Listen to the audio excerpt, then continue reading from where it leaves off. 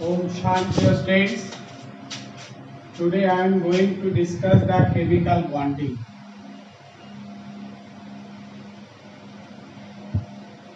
So first of all, you try to understand what is the chemical bonding. Chemical bonding is a force through which atoms are bonded together.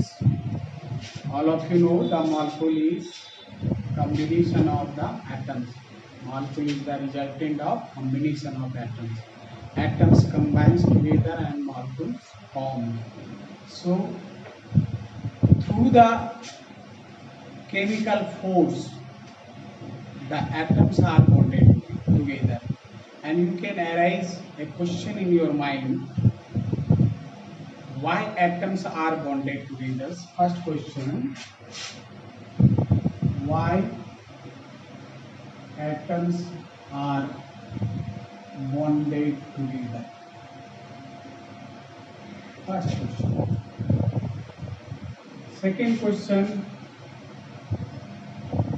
how atoms are bonded together?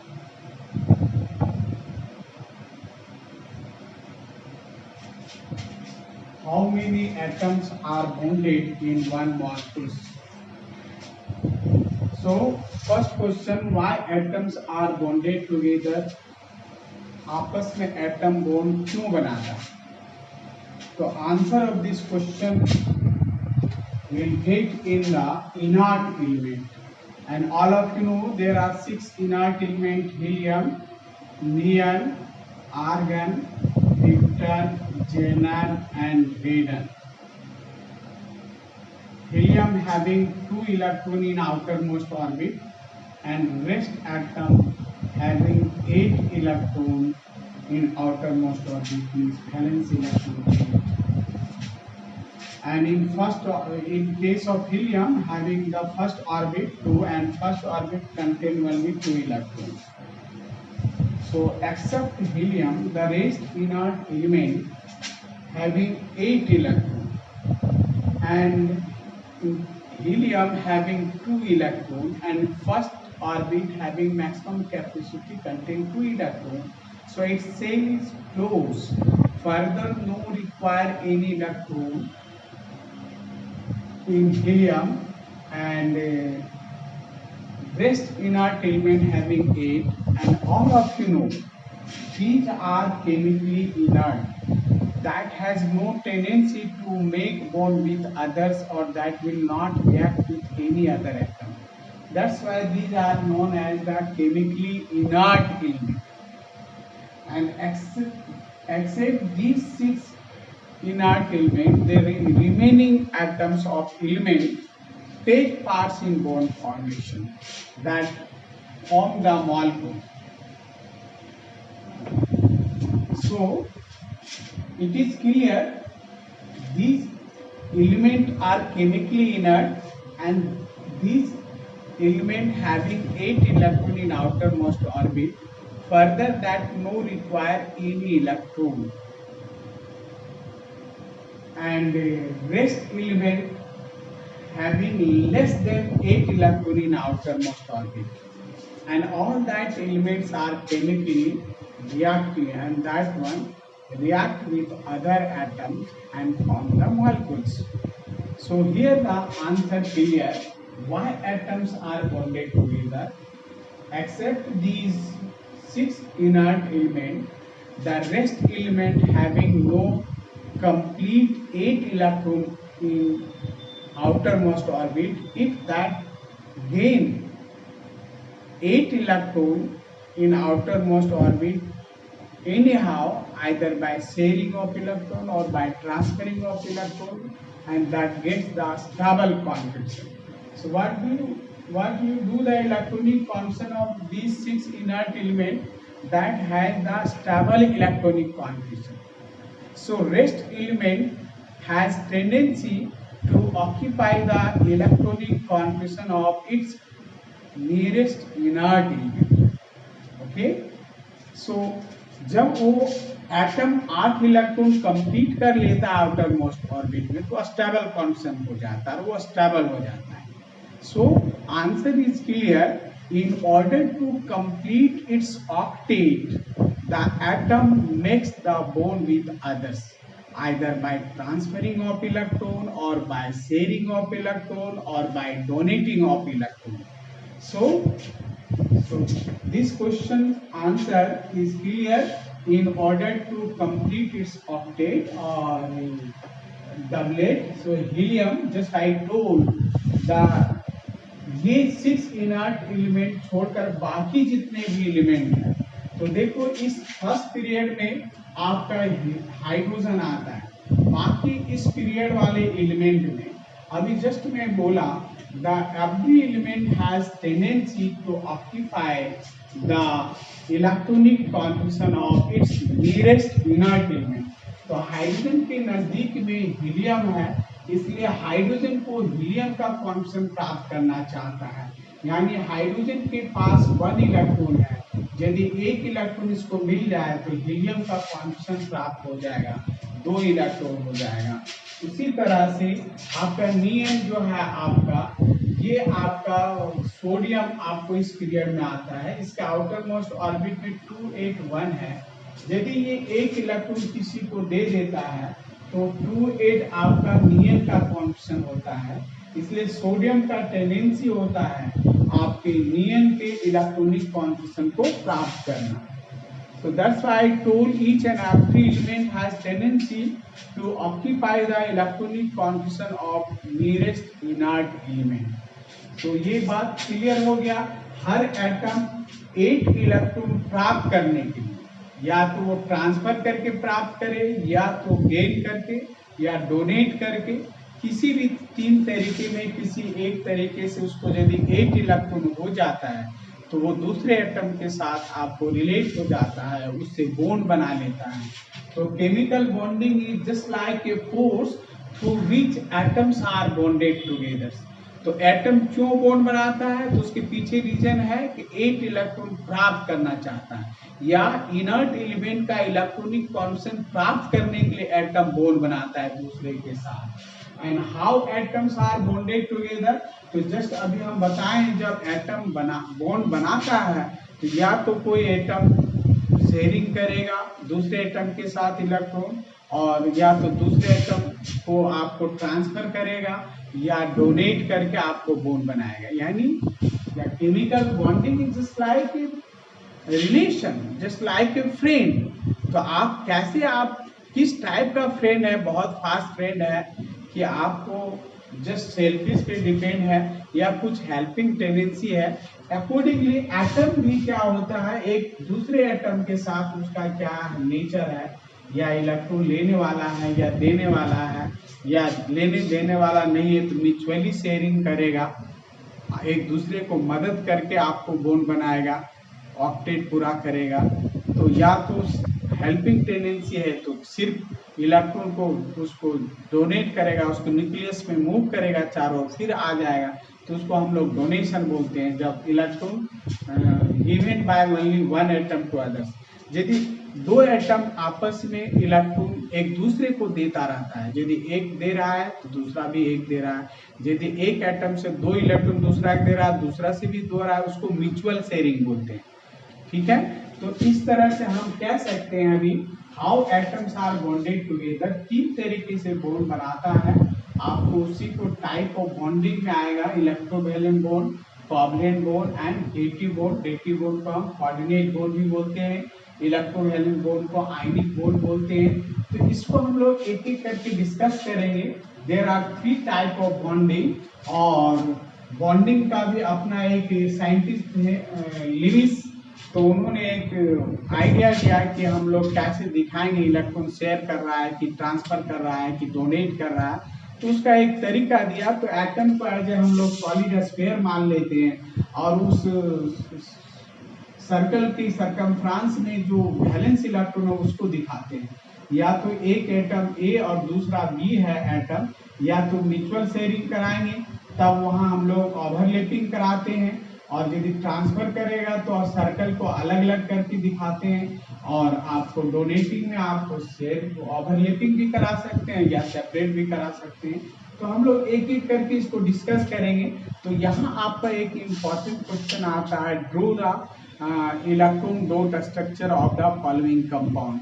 तो सबसे पहले आपको जानना होगा कि वो compound किस category में आता है, इलेक्ट्रोवैलेंट कंपाउंड में आता है कि कोवैलेंट में आता है कि डेटिव में आता है, कोऑर्डिनेट कंपाउंड है वो। तो अकॉर्डिंगली हम लोग जो आइडिया दिया गया है लिविस द्वारा, तो उसके आधार पे हम लोग ड्रॉ करते हैं। तो यहाँ एक इम्पॉर्टेंट क्वेश्चन बनता है स्टूडेंट, तो इसको आपको तैयारी करना है। 3 मार्क्स का क्वेश्चन आपको हाफ ईयरली में इसी से आएगा। जनरली 3 मार्क्स का क्वेश्चन दिया जाता है, draw the electron dot structure of the following compound. तो हम लोग अभी एक एक करके डिस्कस करेंगे, साथ साथ इलेक्ट्रॉन डॉट स्ट्रक्चर या लिविस स्ट्रक्चर, तो एक ही चीज को बोला जाता है, आइदर वो इलेक्ट्रॉन डॉट स्ट्रक्चर लिखा रहेगा या तो आपको बोलेगा लिविस स्ट्रक्चर। तो हम लोग उसको साथ साथ करेंगे।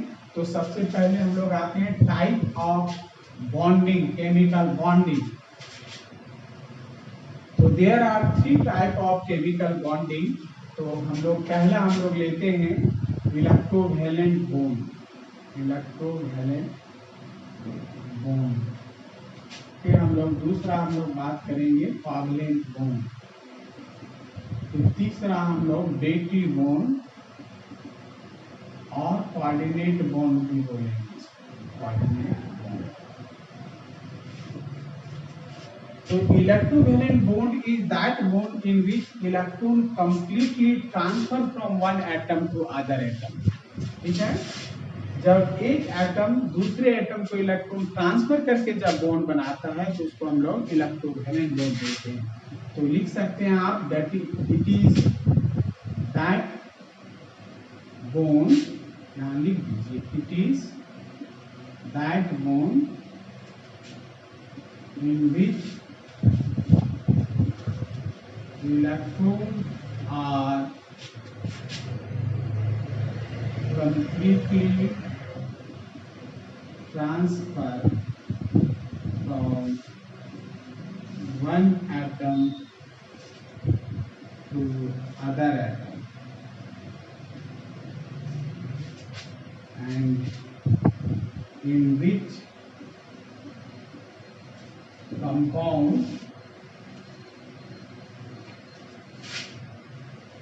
such bond exists is called electrovalent compound, valent compound।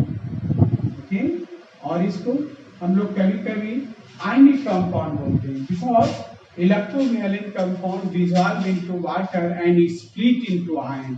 वो आयन में कन्वर्ट हो जाता है जब वाटर में डिसॉल्व करते हैं ऐसे कंपाउंड को, तो आयन में स्प्लिट होने के चलते इसको हम लोग आयनिक कंपाउंड भी बोलते हैं, और एज ए इलेक्ट्रोवैलेंट बॉन्ड या आयनिक बॉन्ड बोल सकते हैं। तो एग्जाम्पल के रूप में आप इसको ले सकते हैं, कुछ एग्जाम्पल,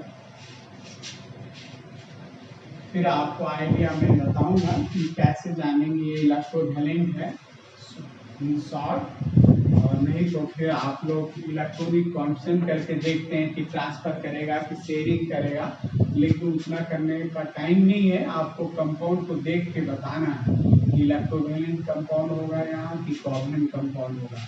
तो जैसे आप एक सिंपल एग्जांपल में लेता हूँ, एक सोडियम एलिमेंट का एटम और एक क्लोरीन एलिमेंट का एटम आएगा अपने सामने। इसका कॉन्फिगरेशन है 281, इसका है 287, 17 होता है इसका एटॉमिक नंबर, इसका 11 होता है, इसका 17। अब देखिए इसके आउटर मोस्ट ऑर्बिट में 1 है और हर एक को आपका ऑक्टेट पूरा करना है। इसके आउटर मोस्ट ऑर्बिट में 7 है। यदि ये एक इलेक्ट्रॉन इसको दे देगा तो इसका 8 हो जाएगा, और 1 इलेक्ट्रॉन निकल जाने के बाद तो रेस्ट आपको ऑर्बिट में 8 इलेक्ट्रॉन रह जाता है।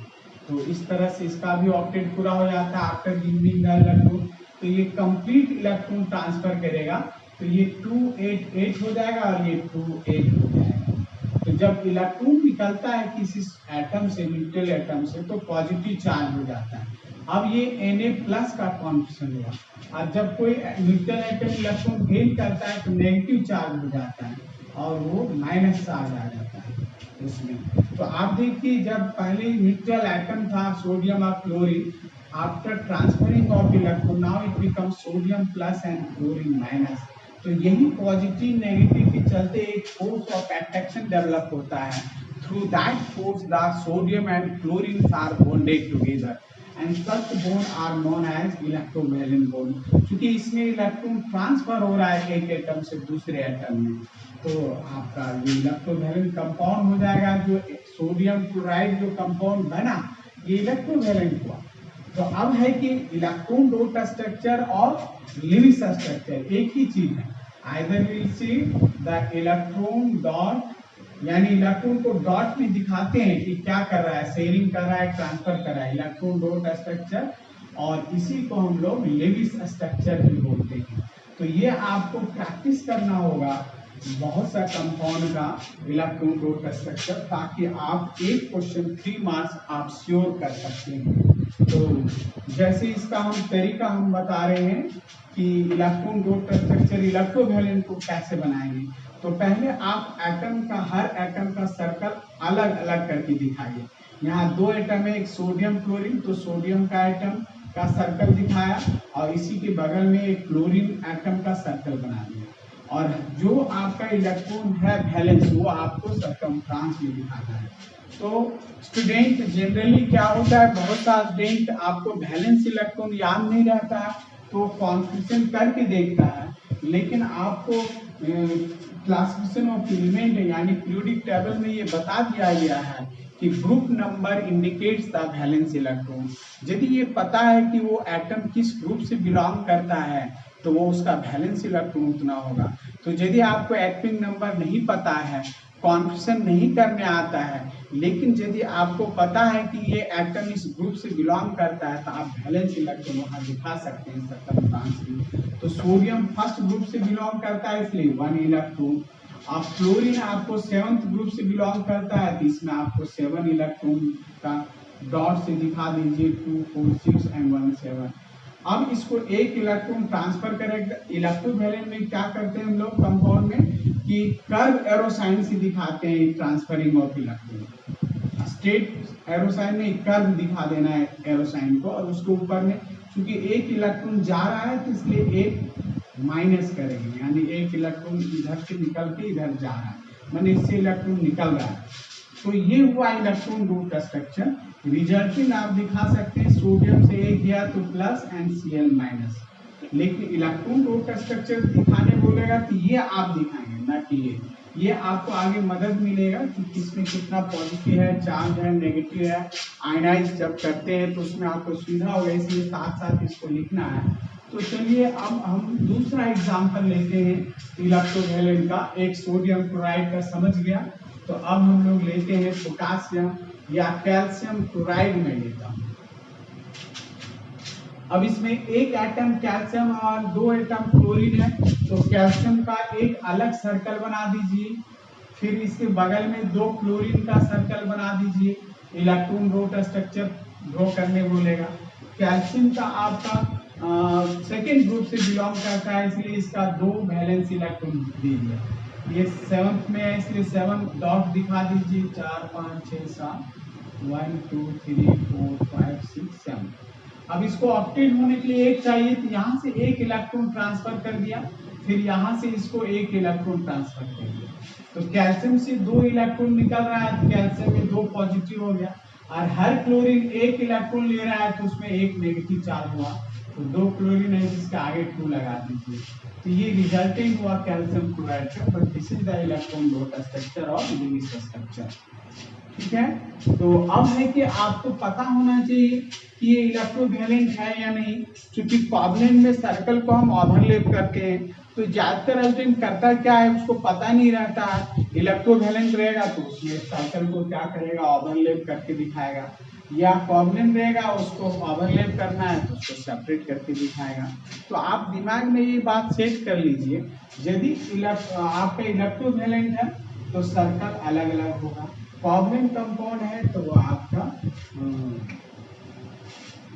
ओवरलैप करेंगे सर्कल को। तो अभी तो ये इलेक्ट्रोवैलेंट का दो एग्जांपल बताया। अब आप इसको एक और एग्जांपल ले लीजिए, पोटेशियम ऑक्साइड। ये भी इलेक्ट्रोवैलेंट कंपाउंड के अंदर आएगा। तो बहुत सारे स्टूडेंट को ये मुश्किल होता है, पहले वो तो पकड़ नहीं पाता है कि ये इलेक्ट्रोवैलेंट है कि कोवैलेंट है। उसके लिए मैं अभी एक आइडिया मैं बताऊंगा, तो उसको ध्यान दीजिएगा, उसके आधार पे पकड़ लेंगे। तो पोटेशियम आपका सर्कल एक बना दो, तो दो पोटेशियम है तो दो पोटेशियम का सर्कल बनाया, और एक ऑक्सीजन है तो ऑक्सीजन बिलोंग टू 6 ग्रुप, तो इसके पास 6 इलेक्ट्रॉन वैलेंस इलेक्ट्रॉन है, तो आप दिखा दिया 6 डॉट। और इसको 2 इलेक्ट्रॉन चाहिए ऑक्सीड पूरा करने के लिए, और हर पोटेशियम में एक वैलेंस इलेक्ट्रॉन है क्योंकि वो फर्स्ट ग्रुप से बिलोंग करता है। तो एक पोटेशियम से इसको एक इलेक्ट्रॉन दिया तो 7 हो गया, फिर इस इलेक्ट्रॉन से एक इलेक्ट्रॉन दिया तो 8 हो गया ऑक्सीजन के पास। तो पोटेशियम से एक इलेक्ट्रॉन निकल रहा है 1 पॉजिटिव, और 2 पोटेशियम आगे 2 कर दीजिए, और ऑक्सीजन 2 इलेक्ट्रॉन गेन कर रहा है तो 2 नेगेटिव। ये रिजल्टेंट हुआ, ये हुआ इलेक्ट्रॉन डोट स्ट्रक्चर। तो इस तरह से आप इलेक्ट्रोवैलेंट का इलेक्ट्रॉन डोट स्ट्रक्चर आप दिखा सकते हैं। तो अभी कि आपको अभी बताया कि मैं एक टिप्स बता देता हूँ, जैसे आपको मेटल ऑफ फर्स्ट ए और सेकेंड ए ग्रुप, उसमें आप एक्सेप्ट लिख लीजिए, एक्सेप्ट लिथियम एंड बेरिलियम, ये दोनों एलिमेंट का कोवैलेंट नेचर होता है, उसमें इलेक्ट्रॉन ट्रांसफर करता है, शेयरिंग नहीं करता है। रीजन आप बाद में जानेंगे, अभी आप लेकिन फर्स्ट ग्रुप का जो भी है आपका sodium, potassium, rhodium, caesium, second group में मैग्नीशियम, कैल्शियम, स्ट्रोंटियम, बेरियम, ये सब एलिमेंट है। यदि आपको उस कंपाउंड में फर्स्ट ए और सेकेंड ए ग्रुप का मेटल हो, except lithium, beryllium, and non metal आपका non metals of 6A or 7A, that always comes under the electrovalent compound. तो किसी कंपाउंड में फर्स्ट या सेकेंड ग्रुप का मेटल हो और 6-7 ग्रुप का कोई भी नॉन मेटल हो, आंख बंद करके बोल सकते हो इलेक्ट्रोवैलेंट होगा। जैसे ये पोटेशियम ऑक्साइड है, पोटेशियम फर्स्ट ग्रुप से है और ये 6th ग्रुप का इलेक्ट्रोवैलेंट आया। यहाँ आपका मैग्नीशियम क्लोराइड आप लेते हैं तो ये सेकेंड ग्रुप का मेटल है और 7th ग्रुप का है, या मैग्नीशियम ऑक्साइड लेते हैं तो ये आपका इलेक्ट्रोवैलेंट होगा, ठीक है। और नॉन मेटल का जो आपका रहेगा, the bond between non metal, bond between non metal जो होगा वो आपका कोवैलेंट बॉन्ड होगा, नोट कर लीजिए कोवैलेंट बॉन्ड, ठीक है। तो अभी हम लोग डिस्कस करेंगे कोवैलेंट का। तो जैसे अभी एक एग्जांपल मैं देता हूँ, सोडियम हाइड्रोक्साइड, ये एक कंपाउंड है, तो आप देख रहे हैं सोडियम फर्स्ट ग्रुप से बिलोंग करता है, ये 6th ग्रुप, ये दोनों के बीच में इलेक्ट्रोवैलेंट होगा ही, लेकिन ये नॉन मेटल, ये नॉन मेटल, इसके बीच में बॉन्ड कोवैलेंट होगा। यहाँ दोनों तरह का बॉन्ड है, इलेक्ट्रोवैलेंट भी है और कोवैलेंट भी है। तो एक मैं आइडिया बताया कि कंपाउंड को देख के कैसे जानेंगे कि ये इलेक्ट्रोवैलेंट है कि कोवैलेंट है। तो केवल नॉन मेटल का है तो श्योर है आपका कोवैलेंट होगा। अब बेटी क्या है कि जब कोवैलेंट आप देख लेगा, मैक्सिमम जितना इलेक्ट्रॉन म्यूचुअली शेयर करने का पॉसिबिलिटी कर लिया, उसके बाद फर्दर वो म्यूचुअली शेयर नहीं कर सकता है, तब आपको थर्ड केस में आप सोचेंगे डेटिव बॉन्ड। डेटिव बॉन्ड कभी पहले नहीं सोचना, पहले कोवैलेंट बॉन्ड में मैक्सिमम जितने इलेक्ट्रॉन आपको म्यूचुअली शेयर करने का होगा सोच लेना है। इसके बावजूद भी यदि आपको ऑक्टेट पूरा नहीं हो रहा है तब वहां डोनेट करेगा, शेयर नहीं करेगा। शेयर करने से फिर एक्सेस हो जाएगा 8 इलेक्ट्रॉन। तो जहाँ डेटी है यानी वहाँ कोवैलेंट है, कोवैलेंट बॉन्ड बनने के बाद आपका डेटी बॉन्ड आएगा, तभी इसका एग्जांपल आएगा, आपको क्लियर हो जाएगा।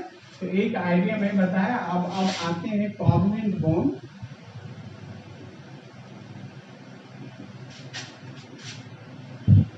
It is that bond in which electrons are mutually shared between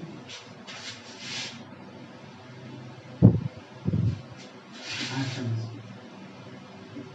It is that bond in which electrons are mutually shared between atoms and in which compound such bond exists is called covalent compound. वो covalent compound तो mutually share होगा atom में तो वो आपका covalent bond होगा। तो इसके लिए हम लोग क्या करते हैं, सर्कल को ओवरलैप करते हैं। जैसे आपको एक वाटर है, ये ऑक्सीजन हाइड्रोजन नॉन मेटल है, तो यहाँ कोवलेंट बॉन्ड हो गए।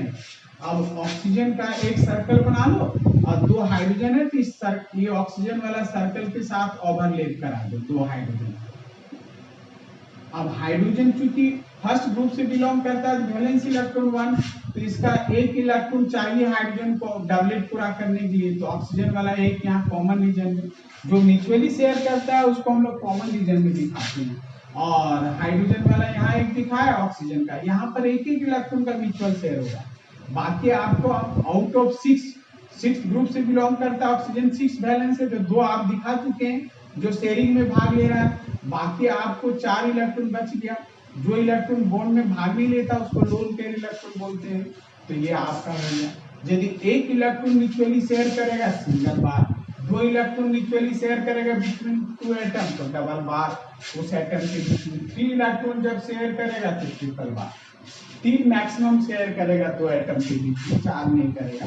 तो ये इस तरह से आगे भी हम बताएंगे दी टाइप ऑफ कोवलेंट बॉन्ड में on the basis of number of sharing the covalent bond classified as single covalent bond, double covalent bond and triple covalent bond। ठीक है, तो एक जैसे हम आपको वाटर का दिखाया, फिर आप यहाँ अमोनिया का दिखा सकते हैं। तो नाइट्रोजन हाइड्रोजन आपका नॉन मेटल है, तो यहाँ भी आपको कोवलेंट बॉन्ड बनेगा। तो सबसे पहले नाइट्रोजन 5th ग्रुप से बिलोंग करता है, 5 वैलेंस है and it requires 3 electron to complete its octet. Hydrogen first group है, तो ये हीलियम का कॉन्फिगरेशन यानी डबलेट पूरा करने के लिए 1 चाहिए। तो क्या करेगा, नाइट्रोजन जो है आपका 3 हाइड्रोजन के साथ आपका ओवरलैप करेगा और हर हाइड्रोजन का 1 इलेक्ट्रॉन म्यूचुअली शेयर करेगा नाइट्रोजन के साथ, इसलिए कॉमन रीजन में एक एक इलेक्ट्रॉन दिखा दिया। तो नाइट्रोजन का 3 दिखा चुके हैं, तो यहाँ बाकी ये 2 इलेक्ट्रॉन इधर बाहर दिखा दिए। इसका अपना 5 वैलेंस है, 3 शेयरिंग में भाग लिया। तो इस तरह नाइट्रोजन हर हाइड्रोजन के साथ एक एक इलेक्ट्रॉन का शेयर किया है, इसलिए ये और यहाँ एक लोन पेयर। तो ये स्ट्रक्चर फॉर्मूला हुआ, ये इलेक्ट्रॉन डोट स्ट्रक्चर हुआ या लिंक्स स्ट्रक्चर हुआ। तो कोवलेंट कंपाउंड में हम लोग सर्कल को ओवरलैप करते हैं, इलेक्ट्रोवैलेंट में हम लोग अलग अलग करते हैं। ठीक है, ये आपका हो गया अमोनिया का। इस तरह से आप कोवलेंट कंपाउंड का भी आप इलेक्ट्रॉन डोट स्ट्रक्चर दिखा सकते हैं। तो एक दो एग्जांपल और ले लीजिए, जैसे आप क्लोरीन लेते हैं, तो 2 क्लोरीन जब आएगा इसका 287 और ये क्लोरीन का भी 287। अब एक किसी को देता है ऑक्टेट पूरा करने की, खुद उसका ऑक्टेट नहीं होगा। इसी कारण से ये 2 क्लोरीन क्या करेगा, अपने का हर एक दूसरे को ऑक्टेट पूरा करने के लिए एक एक इलेक्ट्रॉन म्यूचुअली शेयर करेगा, इसलिए हम लोग यहाँ पर कोवलेंट में आ जाएगा। तो क्लोरीन क्लोरीन और एक एक इलेक्ट्रॉन म्यूचुअली शेयर दिखा दो, बाकी आपका बाहर भी दिखा दो 6 इलेक्ट्रॉन, 1 2 3 4 5 और 6।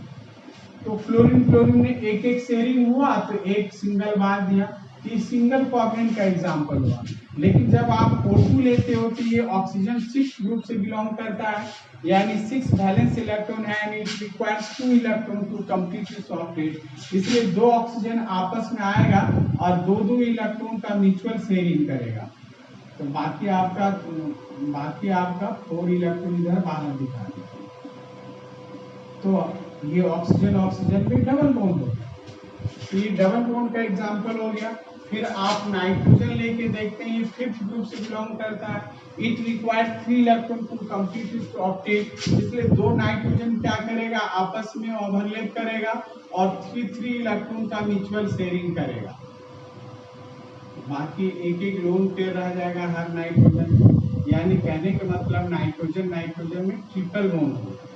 तो सिंगल बॉन्ड का एग्जांपल हुआ, डबल का एग्जांपल हुआ, ट्रिपल का एग्जांपल हो गया। तो इस तरह से आपको इलेक्ट्रॉन फॉर्मिंग कंपाउंड का लीव्स स्ट्रक्चर या इलेक्ट्रॉन ग्रुप का स्ट्रक्चर दिखाने का ये तरीका है। तो आपको अभी सोडियम हाइड्रोक्साइड का दिखाएंगे, तो इसके बीच में इलेक्ट्रोवैलेंट और इसके बीच में कोवैलेंट। तो क्या करेंगे, इलेक्ट्रोवैलेंट में तो हम लोग अलग अलग करते हैं सर्कल को, ये सोडियम हो गया और ये ऑक्सीजन हुआ, लेकिन ऑक्सीजन हाइड्रोजन के साथ जो बॉन्ड बनेगा वो कोवैलेंट बनेगा। तो इसमें एक एक इलेक्ट्रॉन का म्यूचुअल शेयरिंग करा था। तो हाइड्रोजन का डबलेट पूरा, अब इसका 6 इलेक्ट्रॉन था, इसमें 2 4 5 6 और एक शेयरिंग से हुआ 7, तो अभी भी एक घट रहा है। तो सोडियम वाला एक इलेक्ट्रॉन ट्रांसफर कर देगा इसको। तो सोडियम और ऑक्सीजन के बीच में क्या होगा, इलेक्ट्रोवैलेंट बॉन्ड, और ऑक्सीजन हाइड्रोजन के बीच में क्या हो गया, कोवैलेंट बॉन्ड हो गया। तो अब यहाँ Na+ हो गया और O- हो गया, इसमें सिंगल बॉन्ड दिखा। ये आयनाइज करोगे सोडियम हाइड्रोक्साइड का Na+ और OH- लिख दो, इसीलिए ये रिजल्टेंट दिखाया गया, लेकिन ये इलेक्ट्रॉन लो का स्ट्रक्चर है। तो इस तरह से कोवैलेंट का एग्जांपल मालूम हो गया और इसका इलेक्ट्रॉन लो का स्ट्रक्चर भी मालूम हो गया। अब हम लोग आते हैं डेटिव बॉन्ड और coordinate bond. Dative bond, it is that bonding in which electrons are donated by only one atom to other। तो ये डेटिव बॉन्ड में आपका हमेशा एक एटम से दूसरे को देता रहेगा, हर एक मोमेंट जाएगा उसके न्यूक्लियस के चारों मूव करेगा फिर चलाएगा, कंप्लीट ट्रांसफर नहीं होता। और यहाँ म्यूचुअल शेयरिंग नहीं बोलेंगे, क्योंकि एक द्वारा दे रहा है दूसरा द्वारा नहीं दे रहा है। तो ये हुआ डेटिव बॉन्ड और कोऑर्डिनेट बॉन्ड। जैसे आप एग्जांपल में लीजिए, कार्बन और ऑक्सीजन 2 एटम है, आपस में इसको बॉन्ड बनाना है। तो कार्बन का तो 2 and 4 व 6 इसका है एटॉमिक नंबर, तो आपका कॉन्फिगरेशन यानी वैलेंस इलेक्ट्रॉन 4th ग्रुप से बिलोंग करता है, और ये 2 and 6 ये 6 वैलेंस है। इसको 4 चाहिए ऑक्टेट पूरा करने के लिए और इसको 2 चाहिए, तो ज्यादा से ज्यादा आपको ऑक्सीजन 2 ही म्यूचुअल शेयर करेगा क्योंकि उसको 2 ही चाहिए। तो इस तरह से कार्बन और ऑक्सीजन को जब आप ओवरलैप करते हो, तो अब देखो एक का ऑक्टेट पूरा हो रहा है, यदि 2 इलेक्ट्रॉन म्यूचुअली शेयर करेगा तो देखिए इसके अंदर में 6 अपना है, 2 शेयरिंग से 8 हो गया, लेकिन इसका अपना 4 है, 2 शेयरिंग से 6 ही हुआ, ऑक्टेट तो पूरा हुआ नहीं। तब ऐसे केस में further atom will not mutually share electron, then we have to think about the dative bond. तो यहाँ से हम लोग एक स्टेट एरो साइन दिखा देंगे। तो जब एक इलेक्ट्रॉन डोनेट करेगा हाफ एरो साइन, और जब 2 इलेक्ट्रॉन डोनेट करेगा तो कंप्लीट एरो साइन। तो इलेक्ट्रोवैलेंट में हम लोग कर्व एरो साइन से दिखाते हैं, और यहाँ पर डोनेशन को हम लोग स्टेट एरो साइन से दिखाते हैं। तो रिजल्टिंग क्या हो गया, कार्बन और ऑक्सीजन में डबल बॉन्ड हो गया, और ऑक्सीजन से 2 इलेक्ट्रॉन डोनेट किया जा रहा है, यानी एक डेटिव बॉन्ड बनाया। ये कार्बन मोनोऑक्साइड का एग्जांपल हुआ। तो अभी आपको नेक्स्ट क्लास में इसको प्रैक्टिस करने के लिए कुछ टिप्स भी बता दूंगा, क्योंकि अभी तो सिर्फ यही जाने हैं, तो कुछ कंपाउंड डिफिकल्ट होगा, आपको थोड़ा सा इलेक्ट्रॉन डॉट स्ट्रक्चर करने में दिक्कत आएगा, और बिना प्रैक्टिस की ये होगा नहीं। तो नेक्स्ट क्लास जो हम लेंगे इसमें थोड़ा आज हम आइडिया बता दिए कि इलेक्ट्रोवैलेंट में कैसे दिखाते हैं इलेक्ट्रॉन डॉट स्ट्रक्चर, कोवैलेंट में कैसे दिखाते हैं, डेटिव में कैसे दिखाते हैं, कुछ एग्जाम्पल आ गया। तो हम लोग इसमें एक आध एग्जाम्पल और ले लेते हैं, जैसे हम एक H2SO4 ले रहे हैं, ये तो सारे नॉन मेटल है, तो कोवैलेंट बॉन्ड तो बनेगा, लेकिन डेटिव बनेगा कि नहीं, तो जब फर्दर वो शेयर नहीं करेगा तब डेटिव बॉन्ड के बारे में सोचेंगे। तो जिसमें हाइड्रोक्सी एसिड है, आपको एक आइडिया बता देता हूँ, सेंट्रल एटम के साथ ऑक्सीजन और ऑक्सीजन के साथ हाइड्रोजन हमेशा लेंगे। ये सेंट्रल एटम सल्फर है, तो ऑक्सीजन के साथ सल्फर ऑक्सीजन और ऑक्सीजन साथ। फिर एक और हाइड्रोजन है, तो उसको पहले ऑक्सीजन पहले ले लीजिए, फिर ऑक्सीजन के साथ ये हाइड्रोजन ले लीजिए। तो अब सल्फर 6 ग्रुप से बिलोंग करता है, इसको 6 वैलेंस है, 2 चाहिए ऑक्टेट के लिए, तो एक एक इलेक्ट्रॉन शेयरिंग करा दीजिए दोनों ऑक्सीजन तरफ। तो आपका सल्फर वाला दिखा है, तो ऑक्सीजन का भी एक एक दिखा है। फिर ऑक्सीजन चूंकि हाइड्रोजन से भी कर रहा है, इसको भी 2 चाहिए, एक शेयरिंग से मिल चुका है, हाइड्रोजन के साथ एक म्यूचुअली शेयर करेगा। यहाँ भी वैसे ही सोच लीजिए। बाकी इस ऑक्सीजन के पास 4 इलेक्ट्रॉन बच रहा है, और ये सल्फर के पास भी 4 इलेक्ट्रॉन बच रहा है लोन पे। अब देखिए इस H2SO4 में 2 ऑक्सीजन एडजस्ट हो गया, 2 हाइड्रोजन एडजस्ट हो गया और सल्फर, बाकी 2 ऑक्सीजन अभी एडजस्ट करना बाकी है। और अब ना ऑक्सीजन शेयर करेगा ना सल्फर शेयर कर सकता है, हर एक का ऑक्टेट पूरा हो गया है। इसलिए जब ऑक्टेट फर्दर, अब जब फर्दर शेयरिंग नहीं करेगा तब डेटिव हो। अभी 2 ऑक्सीजन बचा हुआ है, तो उसको तो 2 इलेक्ट्रॉन चाहिए हर ऑक्सीजन को, और सल्फर के पास 2 लोन पेयर है। यहाँ एक ऑक्सीजन का सर्कल बना दीजिए और यहाँ डोनेशन दिखा दीजिए। तो डोनेशन में हम लोग कंप्लीट एरोसाइन दिखाते हैं, 2 इलेक्ट्रॉन में 1 इलेक्ट्रॉन देगा हाफ एरोसाइन। फिर यहाँ आप एक दूसरा ऑक्सीजन आप दिखा दीजिए, जिसको डेटिव बॉन्ड आप दिखाना है, क्योंकि वो तो शेयरिंग तो करेगा नहीं, अब कोई शेयरिंग करने के पक्ष में नहीं है, सबका ऑक्टेट पूरा हो चुका था, बाकी सिवाय 2 ऑक्सीजन का 2, 4 एंड 2, 6। तो इस तरह से 2 डोनेट होकर स्टार्ट होगा, ये डोनेट करेगा फिर आएगा। तो इस तरह से आप क्या पाए, इलेक्ट्रॉन डोट स्ट्रक्चर सल्फ्यूरिक का सल्फर के साथ ऑक्सीजन हाइड्रोजन और फिर डेटिव। तो this is the structure formula, this is the electron dot structure. तो अभी हम प्रैक्टिस करने के लिए आपको मैं देता हूँ कुछ, आप लोग खुद कोशिश कीजिएगा, उसके बाद हम नेक्स्ट क्लास में मेन जो टिपिकल है कुछ आइडिया भी बता दूंगा। तो आप लिख लीजिए क्वेश्चन नेक्स्ट क्लास के लिए।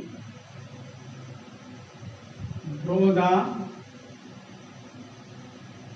electron dot structure of the following। कुछ आयनिक स्पीसीज भी हो सकता है, तो अब हम यहाँ पर दे देता हूँ, उसको आप नोट कर लीजिए। तो यहाँ लिख लीजिए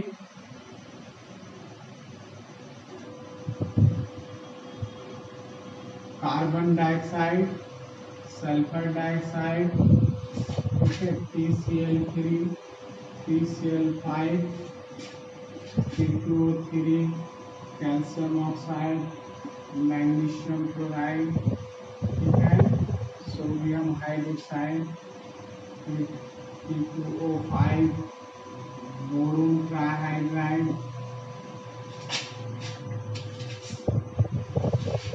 सारा एसिड ले लीजिए, एसिड टैग्स आप प्रैक्टिस करा दूंगा, HCl, HNO3, H2SO4, H3PO4, carbonic acid H2CO3, कुछ आप आयनिक स्पीसीज ले लीजिए, कार्बोनेट, सल्फेट, NH4 प्लस और अमोनियम क्लोराइड ले लीजिए, ठीक है। फिर आपका बेरियम ऑक्साइड और बेरियम क्लोराइड ले लीजिए। ये सब आपको इलेक्ट्रॉन डोट का स्ट्रक्चर आपको दिखाना है, तो जब तक आप प्रैक्टिस नहीं करेंगे तब तक होगा नहीं। तो ये आपका, इसको ट्राई कीजिएगा, नेक्स्ट क्लास में हम लोग फिर डिस्कस करेंगे। Okay, thank you for listening.